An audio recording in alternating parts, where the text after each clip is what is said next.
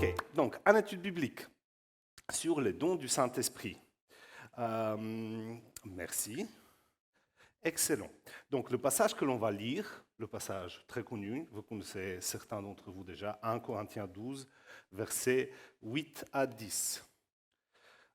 En effet, à l'un est donné par l'Esprit une parole de sagesse, à un autre une parole de connaissance selon le même Esprit, à un autre la foi par le même Esprit, à un autre des dons de guérison par le même esprit, à un autre la possibilité de faire des miracles, à un autre la prophétie, à un autre le discernement des esprits, à un autre de diverses langues, à un autre l'interprétation des langues. Il y a 9 dons spirituels que l'on voit ici.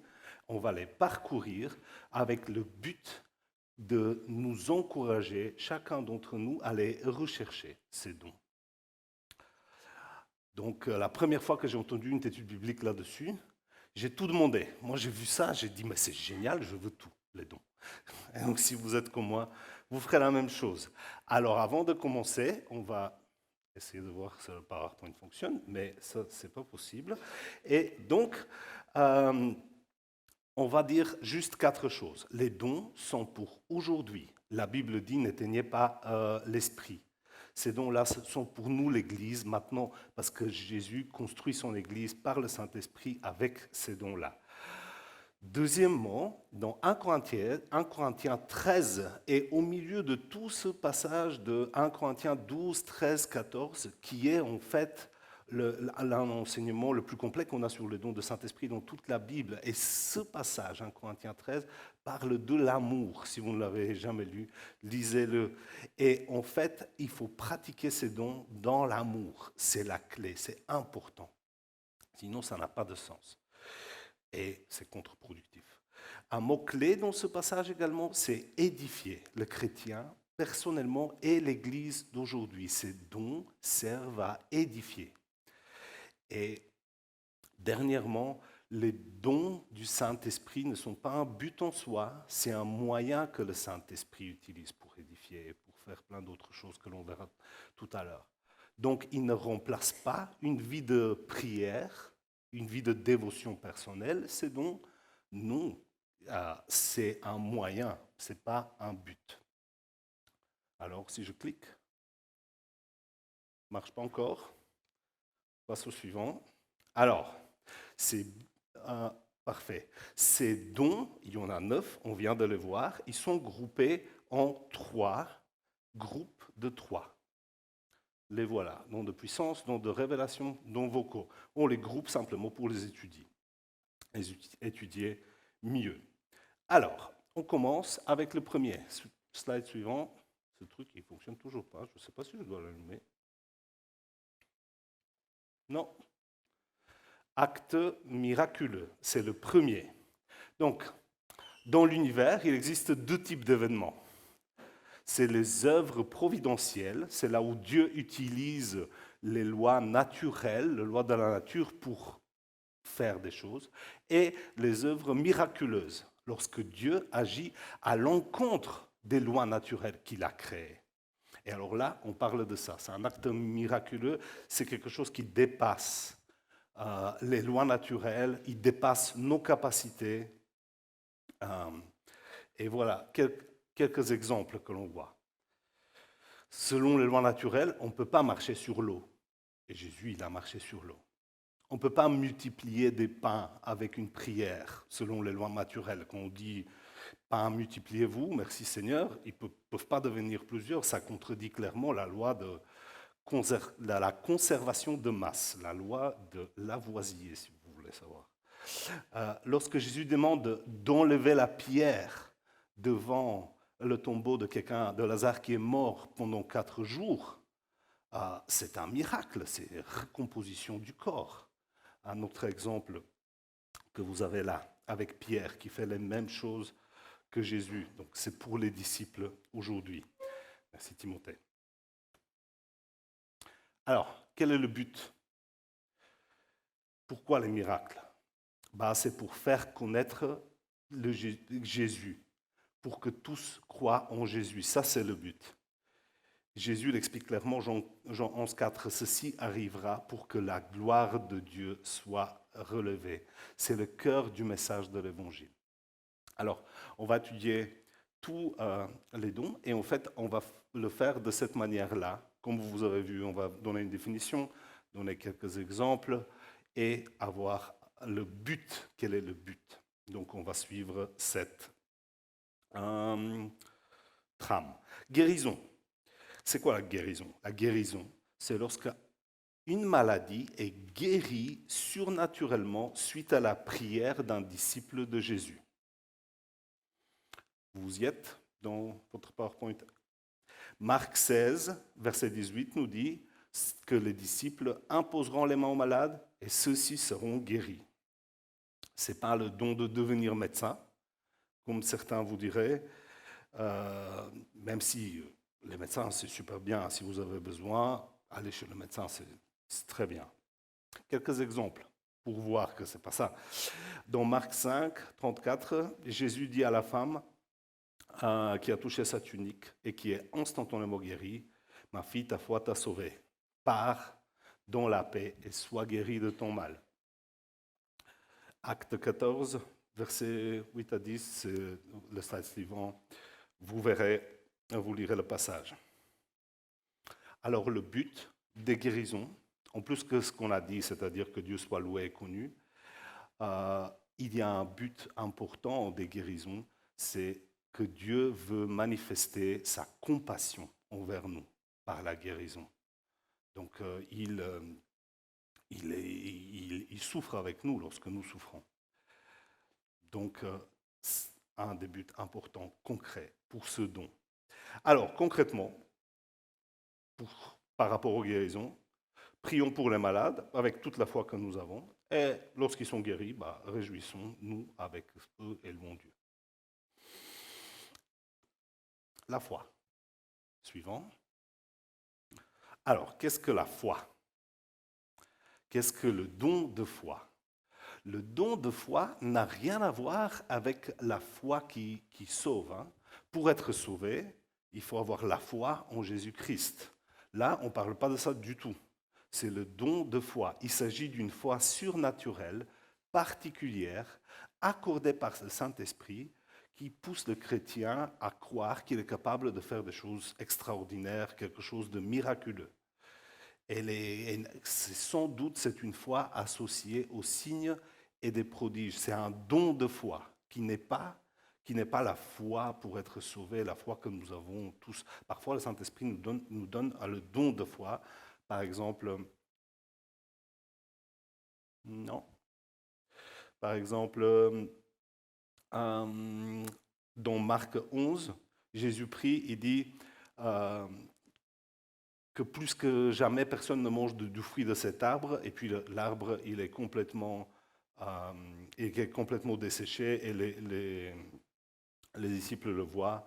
Notre exemple, c'est il dit, si vous avez cette foi-là, le don de foi, alors ôte-toi de là, vous pouvez dire à la montagne, ôte-toi de là et jette-toi de la mer, et ce sera le cas. C'est un don de foi. Un ami évangéliste, peut-être déjà décédé maintenant, il roulait dans le désert un jour avec son petit-fils, un petit enfant. Et alors, l'enfant lui dit, Papy, Dieu, il sait tout faire. Bah oui, il peut tout faire, Dieu. Bah alors, est-ce qu'il peut faire à ce que ça neige maintenant, ici dans le désert? Il fait 40 degrés, il roule dans le désert. Et alors le gars, l'évangéliste, mon ami, un homme de foi, il dit, moi, je n'ai pas la foi pour ça, mais si tu veux, demande, Dieu peut tout faire. Et le gamin, il demande, et puis il se met à neiger, littéralement. Dans le désert, en plein 40 degrés, il commence à neiger. Littéralement. Donc ça, c'est un don de foi, lorsque l'on reçoit quelque chose pour croire que des choses contre la nature complètement extraordinaires peuvent arriver parce que Dieu peut les faire. Alors, c'est quoi le but? C'est quoi le résultat? Évidemment, ça renforce notre relation avec Dieu, notre foi, mais donc pas don de foi, mais notre foi est vraiment grandie lorsque l'on vit des choses comme ça, de telles expériences. Bien sûr, ça avance le royaume de Dieu, ce garçon-là, certainement, il va être marqué par un événement comme ça, il va grandir avec un bon bagage déjà, un bon début. Voilà. Don de révélation. Je relève le défi. Hein. Alors, je ne sais pas s'il y a quelqu'un. Ah oui, je pense qu'on me traduit en langue de signes. Courage. Je suis désolé. Magnifique. Alors, la parole de connaissance. Il y a 3 dons de révélation, vous les avez. Parole de connaissance, c'est le premier. Alors, c'est quoi une parole de connaissance? C'est le don de connaître ou de communiquer une connaissance qui vient directement de Dieu. Ce n'est pas une connaissance intuitive des personnes, de leurs problèmes ou de quelque chose que l'on a naturellement. Non, c'est quelque chose que le Saint-Esprit nous révèle de manière surnaturelle. Ne vous attendez pas alors à ce que le Saint-Esprit, tu vois, à ce que je dise, ben, qu'est-ce que Sébastien a mangé ce matin? Moi, je connais déjà Sébastien, à mon humble avis, ce matin, il a mangé des tartines en Nutella. Oui, oui, tu vois, il me fait oui. Donc ça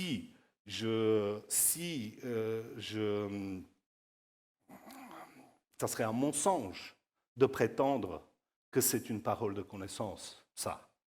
Parce que je le sais d'une autre source, je connais bien Sébastien. Donc la parole de connaissance, c'est quelque chose que Dieu nous révèle, on n'aurait aucun moyen de le savoir naturellement. Et regardons dans notre exemple, quel est le résultat? Super, ça fonctionne ce truc. Quel est le résultat?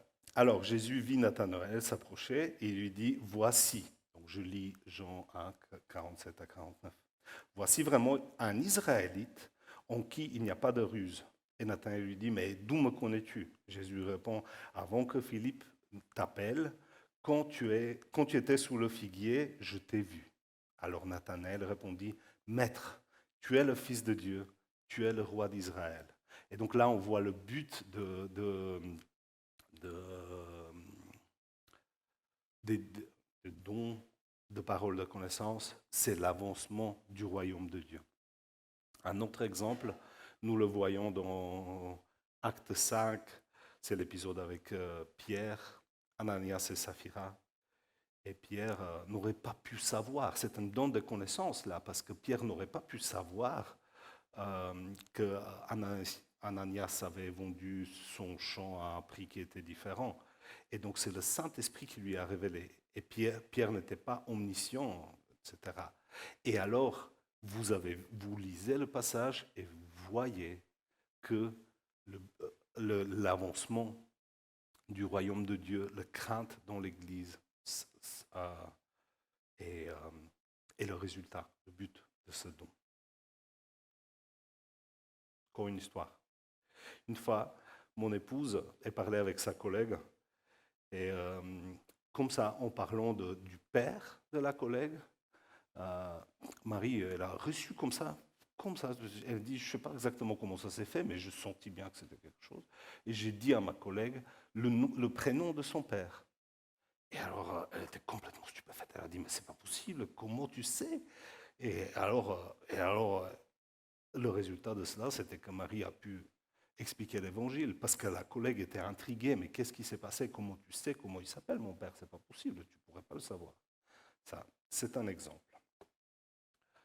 Alors, suivant, c'est la parole de sagesse. Alors, on a dit parole de connaissance. C'est lorsque l'on reçoit du Saint-Esprit une information, une connaissance qu'on n'aurait pas pu savoir. Maintenant, la parole de sagesse, c'est lorsqu'on reçoit la compréhension d'une situation. Savoir comment agir. Il s'exprime par la sagesse de Dieu. C'est une sagesse. Donc on reçoit d'un coup, voilà, c'est comme ça qu'on peut résoudre cette situation. C'est ça la sagesse de Dieu dans cette situation. Et pas celle des hommes, mais on la reçoit comme ça, on dit, ben voilà, c'est comme ça qu'on va agir. Et on sait que c'est Dieu qui a agi. on débloque une situation peut-être parfois humainement inextricable. On ne sait pas la débloquer. Un exemple dans Luc 20. Jésus était en train d'enseigner dans un lieu public, savait que ses ennemis voulaient le piéger. Et lorsqu'ils lui ont demandé s'il faut payer les impôts ou pas, et il leur dit, mais de qui porte-t-il l'effigie et l'inscription sur la monnaie avec laquelle il faut payer l'impôt? Il dit de César. Ils disent, rendez donc à César ce qui est à César et à Dieu ce qui est à Dieu. Il ne put rien répondre dans ses paroles devant le peuple, mais étonné de sa réponse, ses ennemis gardèrent le silence. La réponse était étonnante, parce que Jésus, il ne se liait pas avec César, mais il ne marchait pas non plus dans le piège. Ça, c'est de la sagesse. C'est une sagesse qui vient de Dieu. Il y a d'autres exemples, mais avec les disciples. Vous pouvez lire à la maison.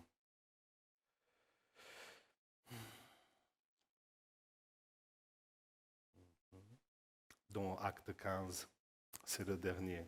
Premier concile se rassemble pour trancher sur une situation problématique. Et est-ce que les non-juifs qui deviennent chrétiens doivent suivre la loi de l'Ancien Testament? Et Pierre, il reçoit une parole de sagesse là, et il dit, et cette parole, elle plaît à tous. Il ne faut pas suivre la loi, mais pour le témoignage, voilà quelques règles que vous pouvez suivre, vous concrètement. Cette parole a résolu le problème et elle est venue droit du Saint-Esprit. Et ça, on le voit plus loin dans le passage dans Acte 15 que je vous invite à lire tout entier. Ça serait génial d'avoir plus de paroles de sagesse dans notre Église, parce qu'elle sera construite encore mieux. On en a besoin dans la direction, dans les solutions de problèmes, dans nos interactions avec les autorités, dans le monde extérieur. Nous, en tant qu'Église, on en a besoin. Discernement des esprits. Alors, c'est quoi distinguer entre les esprits ou discernement des esprits? Discerner l'influence derrière un comportement. La Bible nous dit qu'il y a l'Esprit de Dieu et l'Esprit de l'homme. Et une multitude d'esprits mauvais qui sont au service de Satan. Et l'homme peut être animé de manière plus ou moins forte par l'Esprit de Dieu ou bien par l'Esprit qui vient de Satan. Et alors le don de discernement va nous permettre de discerner quelle influence se trouve derrière un comportement, si c'est de Dieu ou de Satan, derrière le comportement de quelqu'un. Ça, c'est ce que c'est. Quelques exemples. Ça illustre bien ce que je viens de dire. Le premier exemple, l'exemple classique peut-être. Marc 8, 27 à 33. Jésus demande à Pierre, qui suis-je? Il répond, tu es Christ. Et Jésus discerne, c'est par le Saint-Esprit que tu as dit cette parole-là. Marc 8. Alors, quelques versets plus loin, littéralement, juste après, Jésus annonce sa mort à la croix. Et Pierre essaie de l'empêcher d'aller à la croix. Et Jésus manifeste un discernement des esprits, un don de discernement des esprits. Il dit, Jésus distingue, tu es animé par Satan. Arrière de moi, Satan, il dit, très littéralement. Deux autres exemples, je vous laisse lire. Paul va chasser l'esprit de Python, par exemple, le dernier, il discerne l'esprit. Alors, attention, ce don ne consiste pas à découvrir les fautes passées ou présentes de vos frères et sœurs, ni leurs faiblesses, ni ce qu'ils ont mangé ce matin, ou quoi que ce soit. J'insiste. D'abord, on parle d'un comportement, et ensuite, votre frère, votre sœur, ce n'est pas le diable. Okay? c'est quelque chose. Donc faisons attention. Si vous recevez ce don, c'est quelque chose qui se pratique dans l'Église. Parce qu'on a besoin, il a besoin d'être administré, en fait, ce don. Et donc, en collaboration avec des hommes, avec l'ensemble des dirigeants de l'Église. Donc, si vous avez ce don-là, si vous pensez avoir ce don-là, si vous recevez un don comme ça, allez voir votre pasteur.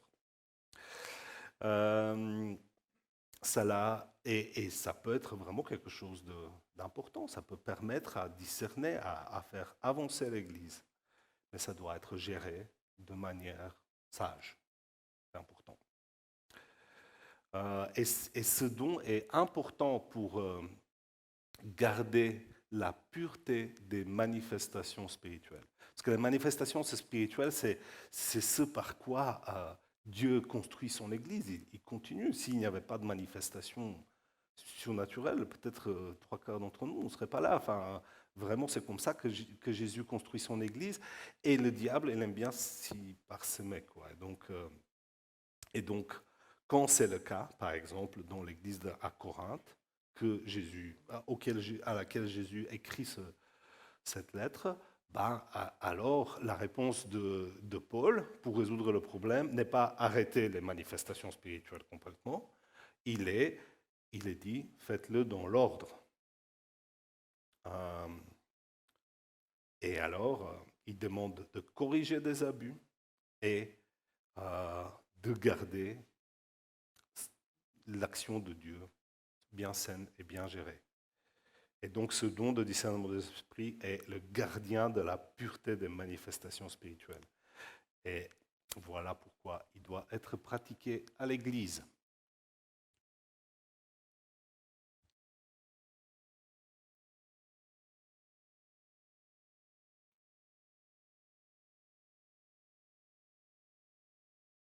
Bon, on a quand même un souci là, parce qu'il y a un stade qui manque. Et le transfert d'un programme à l'autre a fait qu'il s'est perdu. C'est pas grave, à regarder dans votre slide sur les langues. Pardon? On n'avait pas non plus? Le don de langue, vous ne l'avez pas. Mais je suis vraiment désolé. Alors, il s'est perdu. Bah oui, il s'est perdu parce que je l'ai... Ah, il est là? Ah bah il est là. Ah bah voilà, je suis désolé, Adoré s'est vraiment perdu. Dans la transformation, c'est quoi les dons des langues? C'est donner un message qui s'exprime d'une manière claire, audible de tous, dans une langue que l'on n'a pas apprise, mais qui nous est donnée par le Saint-Esprit. Donc un message que l'on donne dans une langue qu'on n'a pas apprise, mais le Saint-Esprit nous l'a donné. Ce n'est pas le don de pouvoir apprendre des langues étrangères facilement. C'est le Saint-Esprit qui nous fait le don de nous exprimer d'une manière nouvelle.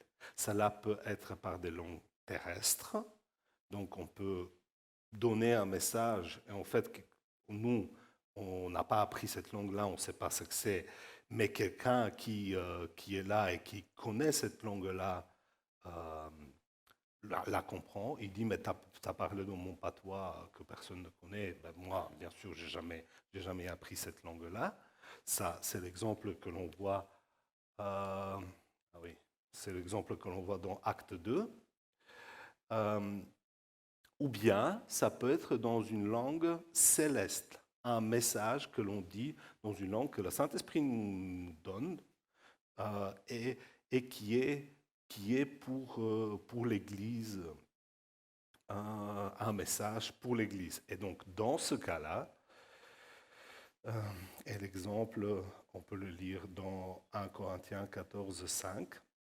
Je désire que vous parliez tous en langue, mais encore plus que vous prophétisiez. Celui qui prophétise est plus important que celui qui parle en langue à moi, que ce dernier n'interprète, pour que l'Église en reçoive l'édification. Et donc, en fait, c'est un message que l'on donne en langue, et pour que l'Église puisse en bénéficier, alors il faut que quelqu'un l'interprète. Et alors, on voit, donc le but, c'est que l'Église soit édifiée. Et ça nous amène à l'interprétation des langues. Et donc, c'est quoi l'interprétation des langues? C'est le don que le Saint-Esprit nous donne de pouvoir comprendre et donc interpréter le message qui est donné en langue. Donc, on entend un message en langue, qui est dans une langue qu'on ne comprend pas. On sait que l'on ne connaît pas cette langue-là, mais on comprend ce que la personne veut dire. On sait qu'on comprend une langue que l'on n'a jamais apprise. Et donc, on a reçu l'interprétation du message en langue et on peut le donner à l'Église. Donc, si ça vous arrive, donc si dans le culte, ou n'importe, même maintenant, juste après, vous entendez quelqu'un parler en langue, dire quelque chose comme ça, et que vous savez que vous n'avez jamais appris cette langue-là, mais que vous savez ce qu'il veut dire exactement, ça vous vient par le Saint-Esprit, alors vous allez voir la personne qui préside, le pasteur, et vous lui dites, voilà, j'ai reçu ça, ça et ça. Donc, le but de don d'interprétation de la langue, évidemment, c'est d'augmenter la valeur du don des langues, parce que comme ça, tout le monde puisse savoir. Et le dernier don que l'on a dit dans le verset, et dont je ne vais pas parler aujourd'hui parce que c'est Timothée qui va en parler dans une étude prochainement, mardi prochain donc, ça sera la prophétie. Et je ne vais pas vous en dire plus, mais si vous voulez, vous pouvez essayer de trouver dans la Bible la définition des exemples et le but. Alors, en conclusion, je vais lire ce verset. Nous portons ce trésor dans des vases de terre, afin que cette puissance extraordinaire soit attribuée à Dieu et non à nous. Comment est-ce que c'est possible qu'un Dieu si grand se manifeste de manière aussi extraordinaire en moi qui n'en suis pas digne? Ça, c'est la réponse. Ça, c'est la réponse. Que toute la gloire soit attribuée à Dieu, parce que nous sommes des vases de terre. Amen. Alors, on va prier et je vais passer la parole à Eric. Seigneur Jésus, merci parce que tu te manifestes en nous de manière extraordinaire.